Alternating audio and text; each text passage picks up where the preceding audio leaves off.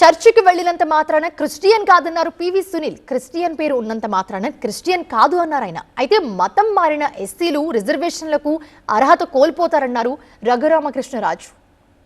Convert అవటం అంటే definition, మన డెఫినేషన్ వేరు, చట్టం చెప్పే డెఫినేషన్ వేరు. చర్చికి వెళ్ళినంత మాత్రాన క్రిస్టియన్ కాదు, ఇంట్లో దేవుడి పటం, యేసుక్రీస్తు పటం ఉన్నంత మాత్రాన క్రిస్టియన్ కాదు, క్రిస్టియన్ నేమ్ ఉన్నంత మాత్రాన కూడా అతను క్రిస్టియన్ కాదు.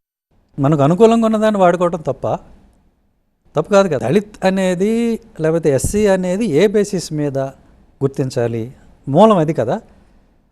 సో మనకి రాజ్యాంగంలో ఎక్కడా కూడా ఈ మతంలో ఉంటేనే ఇతను దళితుడు, షెడ్యూల్ కాస్ట్ అని ఎక్కడ కూడా చెప్పాల. ఏమంటే సుప్రీంకోర్టు ఏం చెప్తుంది? సుప్రీంకోర్టు పరిధి ఏంటి? అక్కడ ఉన్నదాన్ని గవర్నమెంట్ చేసినటువంటి చట్టాలని విశదీకరించడం, ఎక్స్ప్లెయిన్ చేయటమే. సుప్రీంకోర్టు చట్టాలు చేయదు, చట్టాలు చేసుకునేది మనం ప్రజలు. ఓకే, మనం అంటే మనం ఎన్నుకున్న ప్రతినిధులు, అసెంబ్లీ కానీ పార్లమెంట్ కానీ వాళ్ళు చట్టాలు చేయాలి. దాన్ని సుప్రీంకోర్టు చెప్తుంది తప్ప సుప్రీంకోర్టు కొత్తగా చట్టాలు ఏం చేయదు. చట్ట ప్రకారం రాజ్యాంగంలో ఏముందో దాని గురించే మాట్లాడుతున్నాను.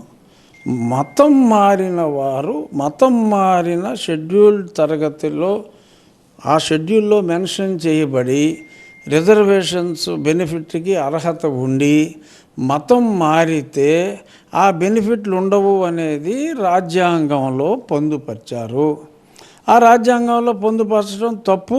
మేమంతా ఒక ఉద్యమం చేపడుతున్నాం, ఆ ఉద్యమం ప్రకారం దాన్ని సాధిస్తాము అని మందకృష్ణ మాదిగ గారు అన్నారు. ఇప్పుడు రాజ్యాంగ సవరణ 107 సార్లు 108 సార్లు అయింది. ఇంకోసారి అయితే అవ్వచ్చు, కానీ అయ్యేదాకా రాజ్యాంగాన్ని పాటించవలసిన బాధ్యత ఉంది అనేది రాజ్యాంగబద్ధ పదవిలో ఉన్న నా అభిప్రాయం.